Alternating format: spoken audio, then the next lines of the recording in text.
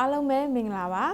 ဒီနေ့ကစပြီးတော့ဒီချက်ကသားတို့သမီးတို့ကို recorder နဲ့ပတ်သက်တဲ့သင်ခန်းစာလေးတွေ recorder ဘယ်လိုတီးမှုတ်ရမလဲဆိုတဲ့သင်ခန်းစာလေးတွေကိုပြပြပေးသွားမှာဖြစ်ပါတယ်အဲ့တော့ဒီချက်ရဲ့ YouTube channel ကိုလည်း like and subscribe လုပ်ထားပြီးတော့သားတို့သမီးတို့က recorder သင်ခန်းစာလေးကိုလေ့လာကြရအောင်နော်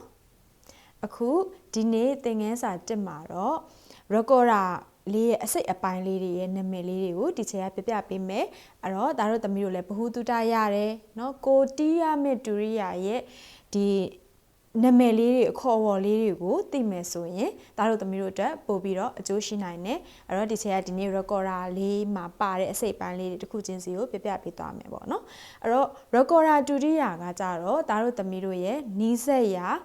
instrument ဆိုင်နေเนาะနီးစက်ရဂီတတူရိယာရောင်းတဲ့ပစ္စည်းဆိုင်နေမှာ recorder လေးလိုချင်လို့ပါလို့ပြောပြီးတော့အလွယ်တကူဝယ်လို့ရပါတယ်เนาะအဲ့တော့ကိုယ့်စီမှာ recorder လေးရလာပြီဆိုရင်ဒါတို့သမီးတို့ကစပြီးတော့ recorder လေးကိုလေ့လာမယ်အဲ့တော့ recorder လေးမှာအစိတ်အပိုင်းက3ခုပါတယ်ပေါ့เนาะအဲ့တော့ဒီမှာဒီချက်ဖြုတ်ပြမယ်เนาะဒါပထမဦးဆုံးအပေါ်က joint လေးပေါ့เนาะ joint လေးတစ်ခုအပေါ်ပိုင်းလေးကိုဖြုတ်လိုက်တယ်ဟုတ်ပြီအဲ့တော့ဒုတိယ joint လေးကိုတစ်ချက်ထပ်ဖြုတ်မယ်ကဲဒါလေးကဒုတိယ joint လေးပေါ့เนาะအဲ့တော့ဒီမှာတတိယ joint လေးအဲ့တော့ joint လေးအပိုင်းလေး3ပိုင်းနဲ့ဆက်ထားတာဖြစ်ပါတယ် recorder လေးကเนาะအဲ့တော့ဒီအခုပြန်ပြီးတော့ဒီချက်တက်မယ်ပေါ့เนาะအခုပြန်တက်မယ်ဆိုရင် recorder လေးကဒီလိုမျိုးလေးကဲတက်လိုက်ပြီပေါ့เนาะကဲပထမအဆင့်နဲ့ဒုတိယအဆင့်လေးနဲ့တက်လိုက်ပြီဒုတိယအဆင့်ကလေးနဲ့တတိယအဆင့်လေးအဲ့လိုအလွယ်တကူဖြုတ်ပြီးတော့တက်လို့ရတယ် recorder ကိုမှုတ်ပြီးတဲ့အခါလေ့ကျင့်ပြီးတဲ့အခါမှာလေတန့်ရှင်ရေးကိုလုပ်ပေးရမယ်ပေါ့နော်အဲ့တော့တန့်ရှင်ရေးလေးလုပ်မယ်ဆိုရင်အဲ့လိုမျိုးအဆင့်ကလေးတွေဖြုတ်ပြီးတော့မှအထဲတွေကိုပိတ်စလေးနဲ့ဒုတ်တန်လေးနဲ့ကိုမှုတ်လိုက်တဲ့ဒီစတွေးတွေဖုံနေအဲ့ဒါကိုအမြဲတမ်း cleansing ပြန်ပြီးတော့လုပ်ပေးရမှာဖြစ်ပါတယ်အဲ့တော့အဲ့ဒါမှဒါတို့သမီးတို့အတွက်ကျန်းမာရေးလည်းညီညွတ်မယ်နော်အဲ့တော့အခုအစစ်လေး3စစ်ကိုဒီချက်ကပြောပြပြီးသွားပြီဆိုတော့ပထမဦးဆုံးအပေါ်ပိုင်းပေါ့နော်ဥကောင်းပိုင်းလေးပေါ့နော် head ပိုင်းလေးဥကောင်းပိုင်းလေးမှာဘာလေးပါလဲဆိုတော့ဒီချယ်တို့ဒီပါဇက်ကလေးနဲ့မှုတ်ရတဲ့နေရာလေးရှိတယ်အဲ့တော့ပါဇက်ကလေးနဲ့မှုတ်ရတဲ့နေရာလေးကိုဒီချယ်တို့က mouthpiece လို့ခေါ်တယ်နော်အဲ့တော့ဘာလို့ခေါ်လဲ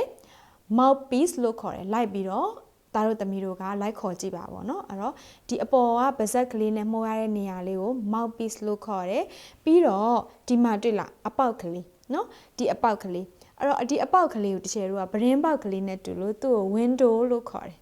နော်အဲ့တော့နှစ်ခုရှိပါပြီအပေါ်က mouthpiece ဒုတိယဒီနေရာလေးကို window လို့ခေါ်တယ်ဟုတ်ပြီအဲ့တော့အပေါ်ပိုင်းဥကောင်းပိုင်းလို့တချယ်တော့ head joint လို့ခေါ်တယ်နော် joint ဆိုတာဆက်ထားတဲ့နေရာလေးအဲ့တော့အပေါ်ကဒီတစ်စစ်ကလေးကို head joint လို့ခေါ်တယ်နော်အဲ့တော့ဒီအပေါ်ပိုင်းမှာပဲတချယ်အခုပြောလိုက်တာ3မျိုးရှိသွားပြီပါဇက်ကလေးနဲ့မှုတ်ရတဲ့နေရာလေးက mouthpiece ပြီးရင်ဒီနေရာလေးက window ဒီအပေါ်ပိုင်းလေးကို head joint လို့ခေါ်တယ် okay အဲ့တော့ဒုတိယနေရာလေးကိုတချယ်တို့ပြန်ပြီးတော့ဆက်ပြီးလေ့လာကြည့်ကြရအောင်เนาะအဲ့တော့ဒုတိယနေရာလေးကကြတော့တချယ်တို့က body လို့ခေါ်တယ်သူကခန္ဓာကိုယ်ပိုင်းလေးเนาะ recorder ရဲ့ခန္ဓာကိုယ်ပိုင်းလေးမလို့သူကို body လို့ခေါ်တယ်အဲ့တော့ body မှာဘာလေးပါလဲကြည့်ကြပါအောင်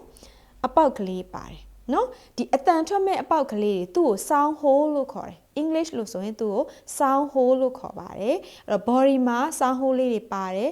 ကဲအောက်ဆုံးအပိုင်းလေးခုနဒီချယ်ဖြုတ်လို့ရတယ်နော်မအလွယ်တကူဖြုတ်လို့ရတယ်ပြန်တက်လို့ရတယ်အဲ့တော့အောက်ဆုံးအပိုင်းလေးကဘာလေးနဲ့တူနေလဲကြည့်တော့အောင်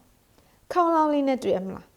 ခေါင်းလောင်းလေးလိုပဲအဲ့တော့သူ့ကို bell လို့ခေါ်တယ်နော် bell လို့ခေါ်တယ်နောက်တစ်မျိုးကကြတော့ foot joint လို့ခေါ်တယ်သူက6ထောက်ပိုင်းလေးဖြစ်လို့နော်အဲ့တော့သူ့ကို bell တို့မဟုတ် foot joint လို့ခေါ်ပါတယ်ကဲအဲ့ဒါဆိုရင်ပြီးတော့အနောက်မှာလည်းအဲ့လိုပဲလက်မနဲ့ပိတ်ရတဲ့နေရာလေးပေါ့နော်လက်မနဲ့ပိတ်ရတဲ့နေရာလေးတစ်ပေါက်ရှိသေးတယ်နော်သူ့မှာလည်းသူ့လဲစားဟိုးလေးပဲလက်မနဲ့ပိတ်ရတယ်နော်အဲ့တော့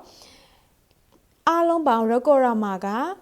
အပေါက်ကလေးအားလုံးမှာအရှိမ9ပေါက်ပါပါတယ်1 2 3 4 5 6 7เนาะအပေါက်9ပေါက်ပါတယ်နောက်မှာလက်မနဲ့ပိတ်ရတဲ့အပေါက်ကလေးတစ်ပေါက်ပါတော့အားလုံးပေါင်းအပေါက်ကလေး10ပေါက်ပါပါတယ်အဲ့တော့ဒီချက်ကအခု recorder လေးရဲ့အစိတ်အပိုင်းလေးတွေကိုပြပြပေးသွားတာဖြစ်ပါတယ်ဒီချက်ရဲ့နောက်ထပ်သင်ခန်းစာနှစ်ကလေးကိုဆက်လက်ဆောင်မြောက်အားပေးကြပါအောင်ဒီချက်ရဲ့နောက်ထပ် recorder သင်ခန်းစာနှစ်ကလေးကိုဆက်လက်ကြည့်ရှုဖို့အတွက်ဒီချက်ရဲ့ YouTube channel လေးကို like and subscribe လုပ်ပေးကြပါနော်